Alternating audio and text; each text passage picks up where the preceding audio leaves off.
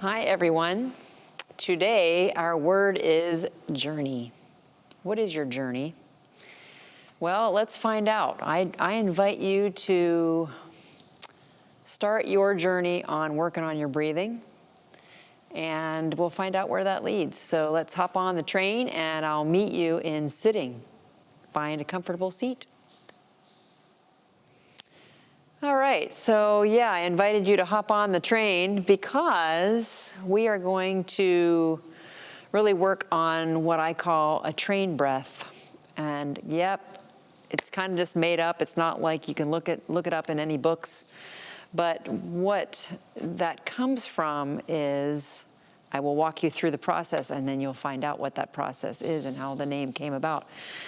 So I want you to get in touch with your posture. As always, roll your shoulders, wiggle out some kinks, whatever you need. Maybe it's first thing in the morning, maybe it's right before bed.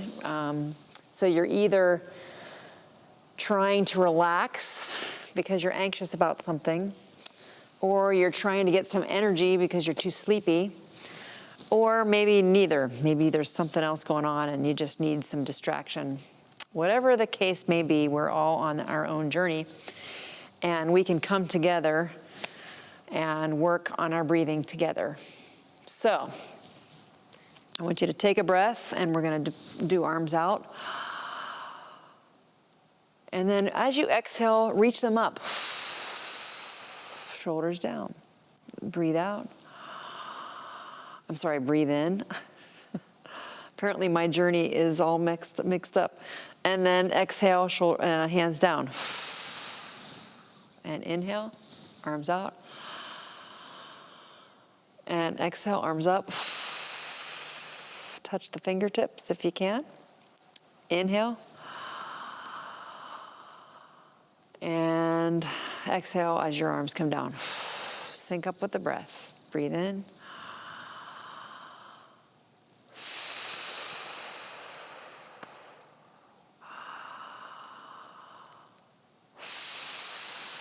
Last one. All the way up. And all the way down. All right, so really want to emphasize, as I usually do probably about every clinic, is that you want to keep that rib cage up. You don't want to be slumping. You don't want to be pulling your shoulders forward. You want to round your shoulders, open up the front chest, and broaden or get the shoulders down in the back and really just broaden your whole posture so that you feel like you're sitting kind of proud, or maybe just thankful that you can. It's a choice that we all have to make every day, and that is part of the journey. What is your choices? What are your choices? So take your breath in, and then exhale and keep this up. I don't want to see this. Everything going on vacation. I don't want you to see that. I don't want you to feel that. So you might actually want to put your hand here and monitor what you're doing. So one hand on the sternum area, one hand on the diaphragm area. And we're going to breathe in. And we're not breathing up. We're actually breathing the sternum forward. And we leave it there, and we exhale with the hand on the diaphragm. Keep the other hand up. So you don't want to be doing this, because then this comes out. So you want to breathe in and then exhale. Now, if that coordination doesn't come easy to you, I know that over time, gravity sometimes gets the best of us and pulls us down into a slump. So you want to feel yourself going up against gravity and really saying, no, I'm not going to do that. I'm not going to give up. Keep your posture. So if you're having trouble with that, while we're doing the next step, I want you to just focus on that step, is just inhaling the sternum forward Exhaling, keeping the sternum up. Another way you can do that is if you have praying hands and you put your thumbs against the sternum and you breathe into your thumbs, and then maybe keep one there and then put your hand here and make this stay up. That's another way you might be able to do that. And you need to take your own tempo. So, train breath. Breathing in, you can do praying hands. I'm going to keep one hand here and one hand here. We're going to start slow.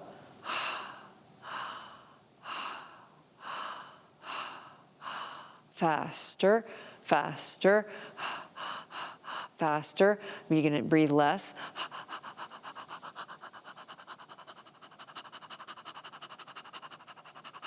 And then slow it down gradually.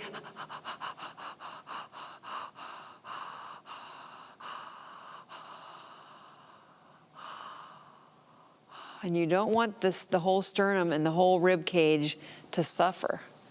And that takes some athleticism. You have to think of this as an athletic thing, not just, well, I don't breathe like that in real life.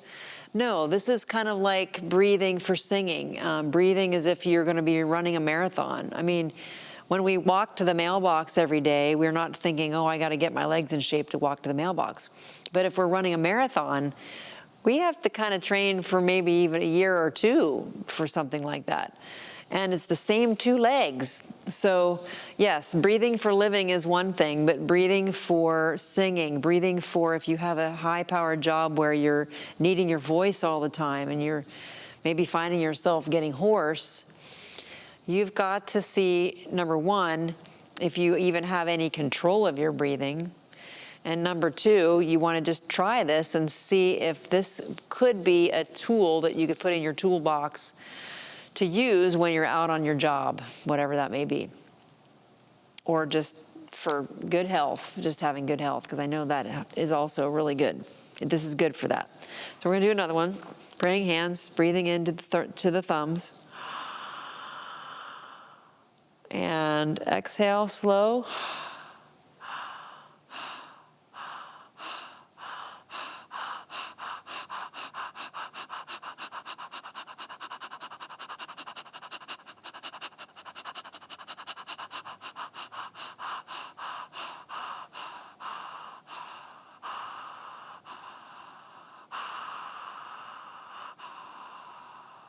And that's kind of where that word train came. You think of a locomotive that starts slow out of the station and then it gets going and the wheels start going and then you go into the next station and it gradually gets slower. And that's what I want you to think about. What is good about this is that it helps your diaphragm get efficiently to go up and down. The diaphragm works as a pump to the blood system, to the bloodstream, to the oxygen flow. It gets everything kind of organized, and it shows you whether you're in control of your breathing or not. So this is something that usually doesn't happen overnight. And if you can do this first try out of the gate, hey, this is great.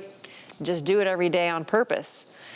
And I would challenge you to start super slow with your breath if this comes easy, and go super fast when it gets to the time of the peak of the fastest part, where you're almost not hardly even breathing at all. For those of you that this becomes difficult, your fast breathing might be this. And that might be as fast as you can go today. Hey, that's the first step. And so every week I would try to up it a notch, get a little faster. Don't do it every day.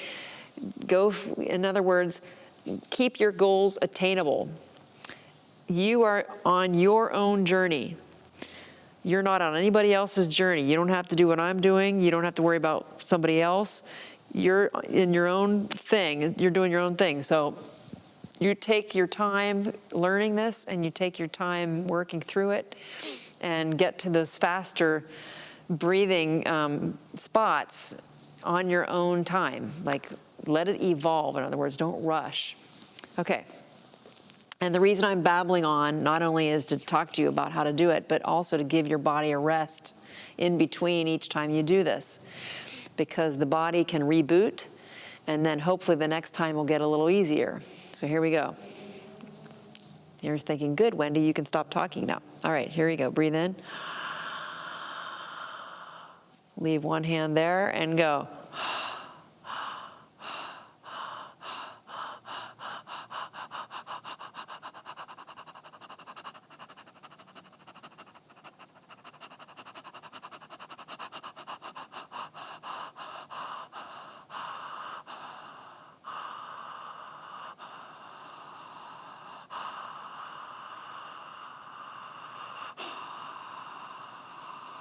And I extended that a little bit for those of you that need a little more challenge. You might even go even slower than that. And notice that I'm not just going and stopping and stopping. I'm taking it all the way through till I'm ready to turn around. So it's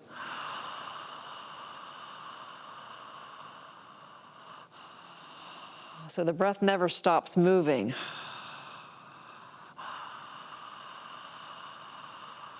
Smooth. Kind of like waves going up into the beach and then falling back and going up. Waves never really stop. They just kind of go to their final destination and then they just pull back in. And that's what I want you to think about with your breath. Each time you breathe in, it's like a clean sweep of a broom. There's no catchiness. It's just smooth. And this is a journey. It's not something where you have to feel like you have to arrive at a perfect breath. I think that the process in which we do this, that process is the end, really. You never really meet your destination. You just get better and you enjoy the journey as you keep going down the path. And so if you don't like the journey you're going on, choose a different path. But just from my own experience, the journey of this breathing has been a life-changing one for me. And so I'm just sharing it with you, and I don't know if that's going to be the case for you, but I do know that a couple of you have shared with me that it has helped your health and your energy level. Somebody else said it just helped you clear your mind. So, hey, we're all in this together, our own journeys, but we are journeying together. Okay, I'm going to shut up again. I'm going to do another one. I'm going to journey back into being quiet. Okay, here we go. Breathing in. And here we go. I started too fast there.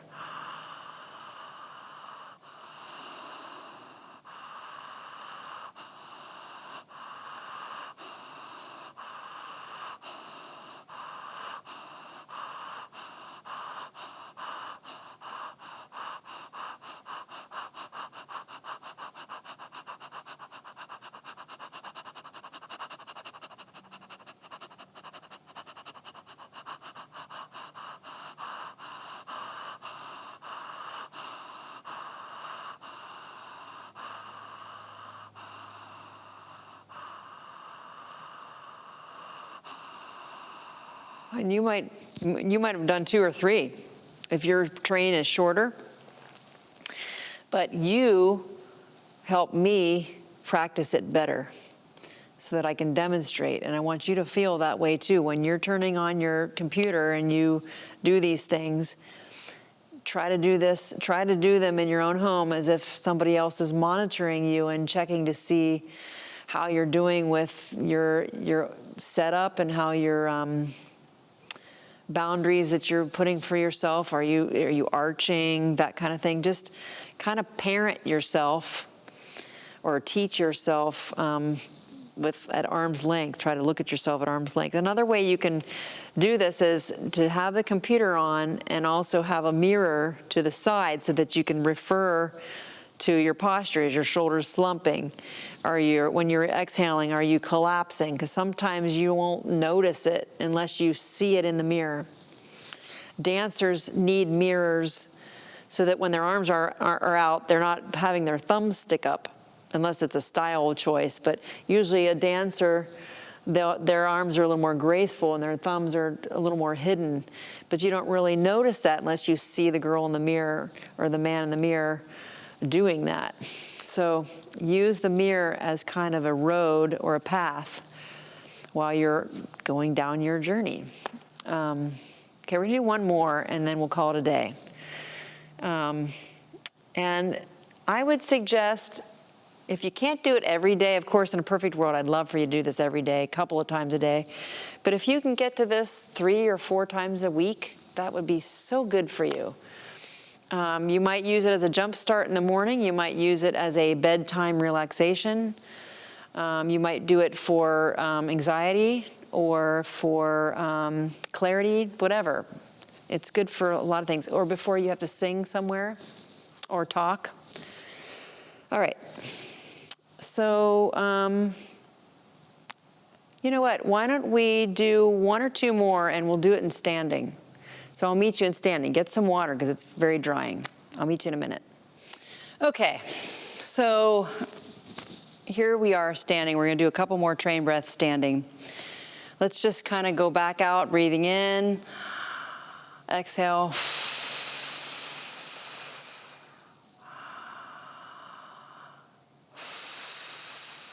And then all the way up. And all the way down.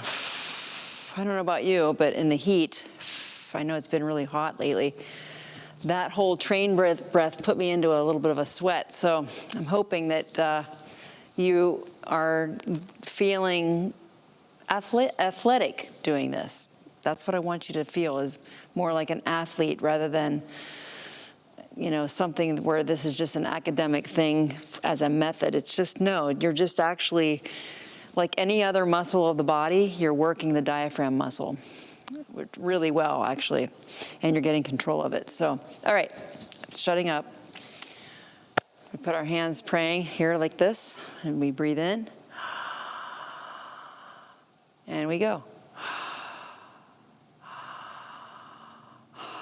Keep the shoulders down.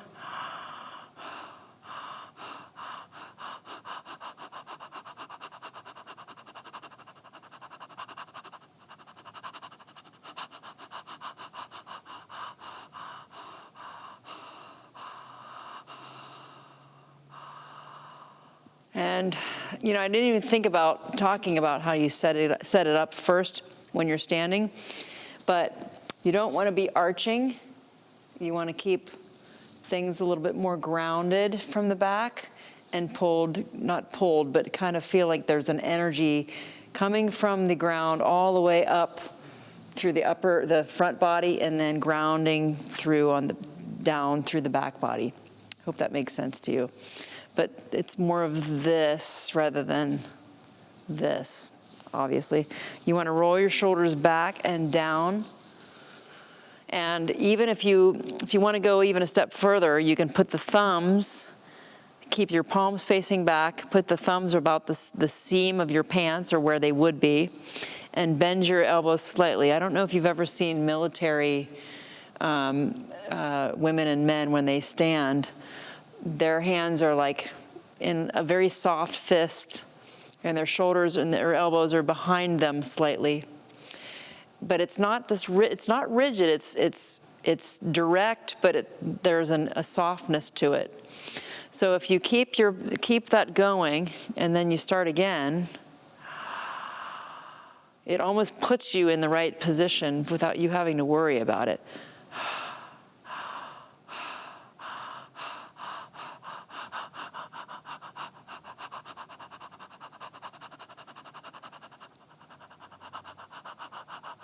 Try to relax your hands. Don't try to make any fists.